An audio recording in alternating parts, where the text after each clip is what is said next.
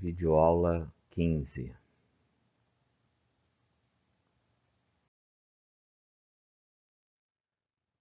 O setor de custeio, né, continuando, ainda faz o fechamento de câmbio, né, realiza esse fechamento para remessa ao exterior, né, gerenciando adequadamente a melhor data para internalização do dinheiro. Quer dizer, então com esses câmbios variando diariamente, a agência também tem que ver o melhor dia para fazer esse câmbio, né? O Banco Central, pela circular de 2013, né, regulamenta esse mercado de câmbio. E a agência tem que saber direitinho essas circulares do Banco Central. A análise do conteúdo dessa circular, né, diz que o prazo para fechamento do câmbio é de até 90 dias da entrada do dinheiro, certo? Mas há ocasiões em que essa agência marítima necessita remeter dinheiro ao exterior, né, por causa do valor do frete marítimo para o armador, né? Então é mais comum ser incumbida de realizar essas atividades comerciais para os armadores com serviços liners, né, regulares. E por consequência receber esse frete marítimo dos liners, que são vários containers, vários exportadores, né, um pouco diferente do Trump, que faz exportação de uma carga só, um navio inteiro. Então esse pagamento do frete pode ser feito de uma maneira diretamente do afretador para o armador, né, sem passar pela conta da agência. Em cargas containerizadas, né, ocorre a exportação, o frete sendo pré-pago, né, prepaid. Ao remeter para o exterior, essa agência marítima deve juntar a cópia do Bill of Lading, né, do BL, da cópia do registro de exportação, que se faz lá no site da Receita Federal, e cópia da DDE, Declaração de Exportação, também, que deve ser preenchido pela agência. Na importação, né, o frete sendo collect, quer dizer, a cobrar no destino, a agência marítima deve juntar a fatura comercial, o registro e o comprovante da importação e a cópia do BL para que esse frete seja pago lá no destino, certo? Existe também as comissões de cargo conveyancing e comissões sobre movimentação de containers, né, quando é o caso dos liners. Então, baseando-se no booking list, né, e no container list, deve faturar as comissões de cargas fechadas pelo setor comercial. Então, houve o angariamento de carga, né? Então, o setor comercial participou, então a agência vai ganhar mais do que somente a agency fee, né? Também tem que incluir isso a THC, né? A taxa de manuseio de containers no agenciamento dos liners, também tem que colocar nesses custos. Bom, a conferência das faturas de serviços que o setor de custeio faz, né? Realiza essa conferência das faturas emitidas pelos prestadores de serviço, né? Validando, né, se está certinho, se foi aquilo mesmo que foi feito, né? Ele valida junto ao setor de operações, que estava lá na hora, lá no cais, né, junto ao navio. E por esse fato, né, deve solicitar o direito desse serviço. Então, portanto, esse setor deve ter conhecimento sólido sobre as tabelas de preços e tarifas portuárias, quer dizer, quanto custa o rebocador, quanto custa a praticagem para aquela manobra, quanto custa o wharfage, né, a tarifa portuária, além de entender com um certo nível de critério operacional como os serviços ocorreram. Então, só dá uma olhada no SOF, né, no Statement of Facts, que tem tudo escrito ali, o que aconteceu. Mas essas incorreções nos valores de serviços não identificados pela agência marítima no processo de conferência podem gerar prejuízo para a própria agência, porque podem gerar motivo de cobrança pelo armador, né, se percebidos quando estiver conferindo as contas do custeio final. A gente vai ver que a agência tem que mandar a FDA, que é o custeio final. Além de gerar desgaste na relação comercial e a quebra de confiança entre o armador e a agência, né? Essa foto aí mostra uma FPSO sendo manobrada por um rebocador, né? Já voltando ou indo para a área de produção. Bom, emissão da conta de custeio final. Essa realmente é a atividade do setor de custeio mais importante, porque é ela que vai fechar as contas todas da estada do navio, né? Essa emissão do custeio final, a FDA, né? Final Disbursement Account, consiste na confecção e na prestação de contas final, né? A agência deve organizar os comprovantes de despesas, né, e emitir uma folha de rosto. Essa folha de rosto se chama voucher para cada despesa, né, agrupando por natureza, né, despesas portuárias, port expenses, despesas com operação de carga, né, cargo expenses, e despesas do armador proprietário do navio, que nós já vimos, né, as owner's expenses. Nesse voucher deve haver descritivo em inglês, né, a respeito das despesas, para que o armador identifique com clareza do que se trata cada fatura. Elas estão escritas em português, né? Então ele não entende nada de português, então tem que haver uma descrição em inglês, né? E esse comprovante físico deve seguir anexado ao voucher, mesmo em português.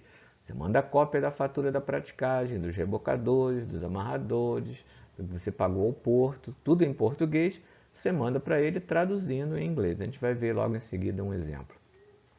Essa clareza da FDA, né, facilita esse processo de conferência do armador, né, além de evitar cobrança por dificuldade de entendimento depois, né, torna mais célere a quitação do saldo. Por que essa quitação do saldo é importante? Né? Porque normalmente os armadores remetem só 80%, 90% do montante da PDA, né, que foi mandada para ele lá no início, para ele verificar quanto custaria aquela estada do navio, né? E faz com que a FDA quase sempre apresente saldo a receber, né? Dificilmente o armador mandando 80%, 90% da PDA vai haver uma economia de recursos em que na FDA não haja mais os 20% ou 10% a completarem, normalmente até mais, né? Em vez de 20 vem 21%, 22%, dependendo das alterações, né? Ou quando for 90%, 11%, 12%. Para receber a parte da agência final, para fechar a conta daquele navio naquela estada. Esse é um exemplo, né, de voucher, né, com essa parte aqui superior,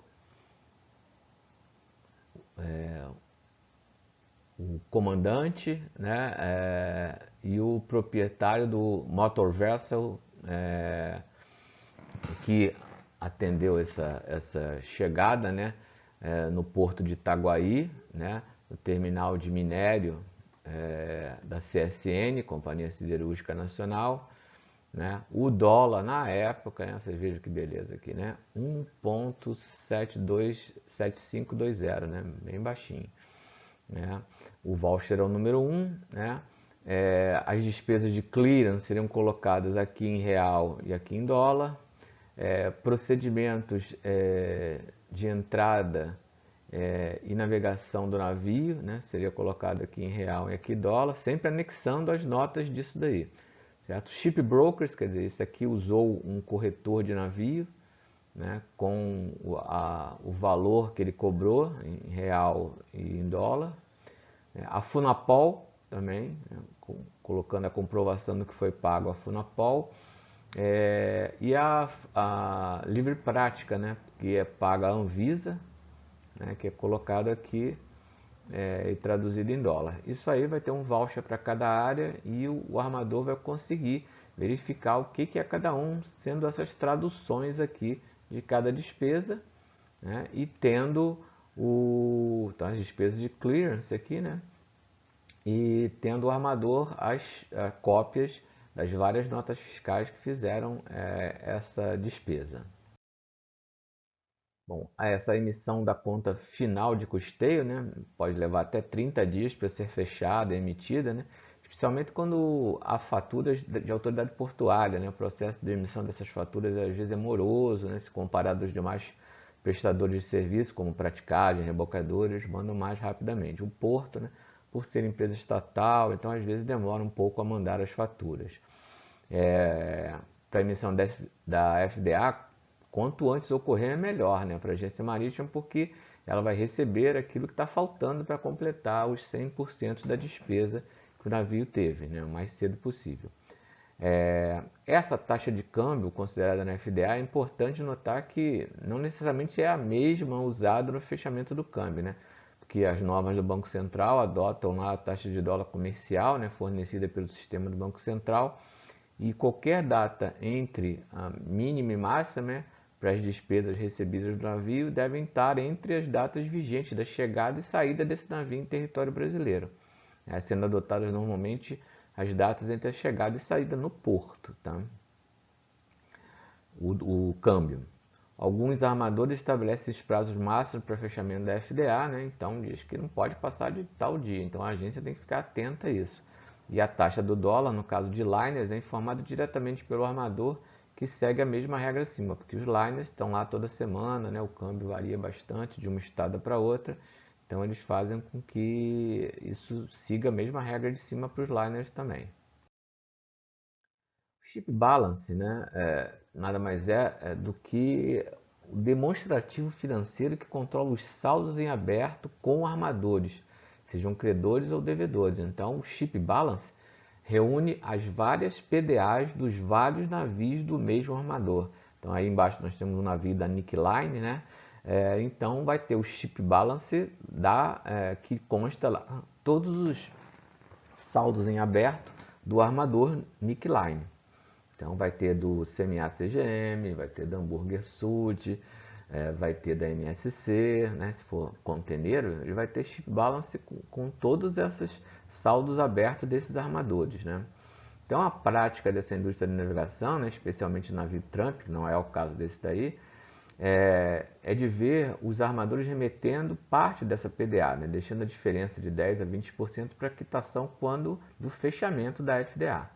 Então, desta forma, o chip balance, a gestão desse chip balance pela agência é fundamental, né, para que ela se mantenha saudável financeiramente, né, porque cabe ao setor de custeio, né, por vezes recorrendo ao setor comercial para ajudá-lo, né, que possui um relacionamento mais estreito com os armadores, de realizar essas cobranças em tempo adequado, né, e acompanhar constantemente as ações dos armadores em resposta a essas cobranças, né, verificar se eles depositaram efetivamente esse dinheiro na conta da agência, porque senão a agência vai ficar financiando. Bom, agora temos um exercício, né, para praticarmos um pouco aí o que a gente aprendeu. Então, esse exercício consta da apostila também, né? Um armador operador, né? Então, ele é o próprio armador, o dono do navio, e opera também. XYZ, ele estuda a possibilidade de afretar 4 navios, né? Um dos 4, com as características que se seguem, né? E pediu para vocês informarem a PDA, né? Que é uma previsão de gastos, né? Para uma carga que eu vou passar em seguida para vocês notarem, tá? Depois a gente volta a esse slide aqui para vocês verem as características. O primeiro é o Motor Vessel Gulf One, o segundo Motor Vessel Tango One, o terceiro o Echo One e o Victor One é o quarto, né? Eles têm deadweights, né, capacidade de carga, né, diferentes, né? A gente tem que atentar para isso. Gross tonnage, né, espaço a bordo diferente também, volume, né? Loas diferentes, bocas, né? Beam, boca, breath ou beam são as bocas dos navios, calados máximos diferentes, isso aí vai impossibilitar que alguns entrem no porto, né? Uns não têm guindaste, gearless, outros têm guindaste, então isso é importante também. E as bandeiras, importante também, que a gente vai ver por causa da TUF, né, e outras coisas que implicam a relação das bandeiras. Bom, vamos à primeira pergunta, né? Então aqui nós temos que o total de carga que o armador quer transportar em um daqueles navios são 20.000 toneladas métricas de aço, né? Mais ou menos 5% de motion, né? More or less at charter ou picha, quer dizer, o percentual opção do afretador que pode variar, né? Então esses 20.000 podem subir 5% ou descer 5% quando for embarcar, né? Essa quantidade de aço. O Laycan, né, que é o período em que o navio deve chegar para operar, é de 10 a 15 de maio, né? O peso máximo unitário das bobinas, 22 toneladas, cada bobina de aço, né? E o porto, ele não diz qual é, mas diz que o porto tem restrições, né? Então a profundidade da maré zero, 13 metros. Tá? Ele tem 13 metros de profundidade quando não usa nenhuma maré para entrar. Profundidade máxima contando com a pré-mar, 14,4 metros. Então a gente chega a uma conclusão que a máxima maré é de 1,4 metros nesse porto, que possibilita ele chegar da profundidade de 13 metros, no ponto mais baixo, que deve ser do canal, né, até 14,4 metros. Então isso vai limitar alguns navios a entrar nesse porto. Não tem restrição de loa nem de boca, né, comprimento nem de boca. O porto não possui guindaste, então isso é importante. Se o navio não tiver guindaste, não dá para ele atender. A prancha de carregamento, o que significa? Como aquela carga vai embarcar, né, ela só consegue embarcar 5.000 toneladas métricas por dia de bobinas de aço, certo? Bom, então a primeira a PDA ele pediu para fazer, né? E tem duas perguntas aí, né? Qual o melhor navio para levar somente esta carga, né? Vocês têm que fazer uma análise dessas possibilidades de cada navio para justificar a decisão, certo? E justificar a decisão por que você escolheu aquele navio. E qual o tempo estimado de dias que o navio deve levar operando naquele porto, né? Então agora vocês devem pausar o vídeo, resolver essas questões, né? Podendo voltar o vídeo um pouco para ver as características dos navios e tal, resolver, que em seguida a essa pausa eu mostro a resolução para vocês. Pausem o vídeo.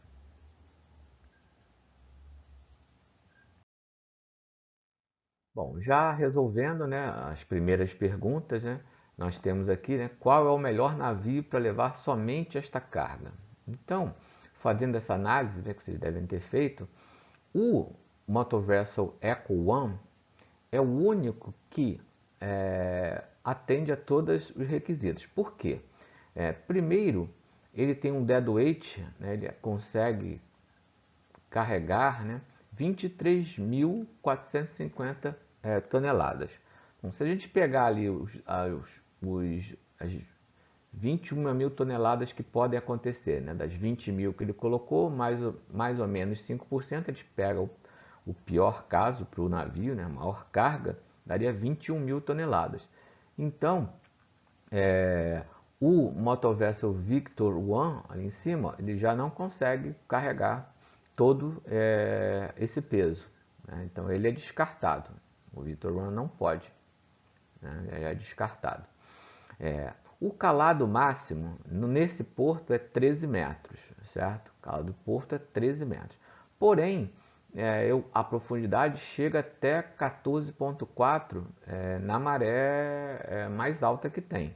Bom, se eu pegar o calado desses outros navios que sobraram, né, o calado 16 metros, 14,5 metros e 13 metros, eu vejo que o Tango One não dá para entrar, né, 14,5 metros é muita coisa, e o Golf One também, né, 16 metros é muita coisa. Só o Eco One que pode entrar com 13 metros, mas mesmo assim ele não pode entrar no calado máximo de 13 metros porque ele está sem nenhuma lazeira. Então a profundidade mínima para ele entrar aqui seria 14,3 metros, porque a gente chama pé de piloto, né? O calado do navio é mais 10%. Os práticos chamam isso de pé de piloto. É uma segurança que eles têm para traçar a no-go area, a área que não pode ir com o navio. Então, a gente pegando 13 metros e colocando 10% de pé de piloto, daria uma profundidade de 14,3. Então, atende porque na pré-mar mais alta ele chega a 14,4. Então, dá para entrar com segurança nesse porto com o navio Eco One de 13 metros de calado, né? Bom, já escolhemos o navio, agora qual é o tempo estimado de dias para que o navio deve levar operando no porto? Então, se a prancha de carregamento é 5.000 toneladas métricas por dia, nós pegamos as 21.000 toneladas, né, que a gente calculou, que é o máximo de carga que pode ter, dividida por 5.000 por dia, né, daria 4,2 dias. Né? Não existe dia assim quebrado, ainda mais para navio assim que está levando uma carga específica, né? Normalmente é trampo, então a gente pega os dias cheios, então daria 5 dias de operação para o carregamento dessas 21.000 toneladas no máximo que pode acontecer, tá? Bom, uma outra pergunta, né, ainda nesse mesmo exercício, né, baseado no navio que você escolheu, né, que é o Eco One, né, preparar uma proforma, né, uma PDA, né, e colocar o valor total para que o armador possa remeter os fundos. Olha só que bacana, né? Ele vai mandar o dinheiro, 80% ou 90% disso que você vai calcular, ele vai mandar para você em dólar e a sua agência vai fazer lá os câmbios necessários e vai atender aquele navio e depois que ele sair, ela vai calcular o que foi alterado da PDA e fazer a FDA e cobrar o restante que ficou faltando. Bom, então a informação do exercício é que a TUF, né, com deadweight entre 1.000 toneladas e 50.000 toneladas, é de $1.500. Né? A clearance para uma escala, né, dessa, $500 por escala. A Funapol, $200 por escala. A Free Pratique, que é aquela taxa que a gente paga para a Anvisa, né, Saúde dos Portos, $660 por escala. Bom, a praticagem, né, a pilotage, in and out, né, a tabela dessa praticagem, que existem várias tabelas para as praticagens, né, dependendo do navio e tal, diz que navios com gross tonnage entre 15.001 e 25.000, o prático cobra $3.000 para manobrar esse navio, na atracação ou desatracação. Tá? A TOAs, que é os rebocadores, né, também tem uma tabela, né, para cada manobra de atracação ou desatracação, entre deadweight de 23 e 35.000, né, que é o peso bruto dele, né, de carga, $2.400. Então vocês vejam que também é bastante cara a utilização dos rebocadores. Né? Os amarradores, os linesmen, custam 400 por manobra de atracação e desatracação. Certo? O ORFAs são $5 para a loa desse navio, né? $5 por metro de loa, quantidade de dias atracados também equivale. Então, $5 por metro de loa vezes os dias atracados. Os watchmen, né? Os vigias, custam $250 por dia, né? Para fazer a vigilância lá do navio, no lado do mar. O aluguel de carro, $60 por navio, isso é lump sum, padronizado. Né? A parte de communication, né? $500, né? Um valor fixo também. E o agency fee, ela está cobrando $3.000. Tá? Então vocês façam uma pausa no vídeo novamente, calculem e vamos verificar a parte de PDA dessa estada desse navio. Bom, agora resolvendo, né, o exercício, né, de light duties, né, a TUF, a China é isenta do pagamento de TUF, então o valor é zero. A clearance, $500. A Funapol, né, para a Polícia Federal, $200. Free Pratique, que é para a Anvisa, né, Saúde dos Portos, $660. Os práticos, né, pilotage, $3.000 para entrada e $3.000 para saída. Cada manobra custa $3.000, no total $6.000. A lancha não foi informado, então não vai precisar. Os rebocadores, né, towers, $2.400 para a entrada, $2.400 para a saída. Às vezes a saída é mais barata, mas vamos considerar o pior caso, que precisa dos mesmos rebocadores para a chegada. Draft survey não precisa, porque não é um graneleiro, é bobina de aço, então é por unitário, dá para ver bem, né, a quantidade. Linesman, precisamos para auxiliar a atracação, né, $800. O ORFAS, né, que é o cais, né, a utilização do cais, $5 por 200 metros de comprimento, vezes 5 dias, vai dar $5.000, certo? Os vigias, né, watchmen, $250 por dia, 5 dias, que a gente calculou, $1.250. Car hire, né, $60 por dia, 5 dias, $300 de aluguel de carro. Comunicações, $500, isso é lump sum, valor fixo. E o agency fee, que a agência cobrou, né, US$ 3.000, dando um total de US$ 23.010. Isso vai custar, a princípio, né, a previsão de que o navio gaste isso daí enquanto estiver nesse porto recebendo essa quantidade de bobinas de aço. Isso pode variar e essa diferença vai ser dada no final, depois que receber os 80% ou 90% desse valor. Quando fizer a FDA, vai fechar as contas finais e a agência recebe tudo que lhe é devido.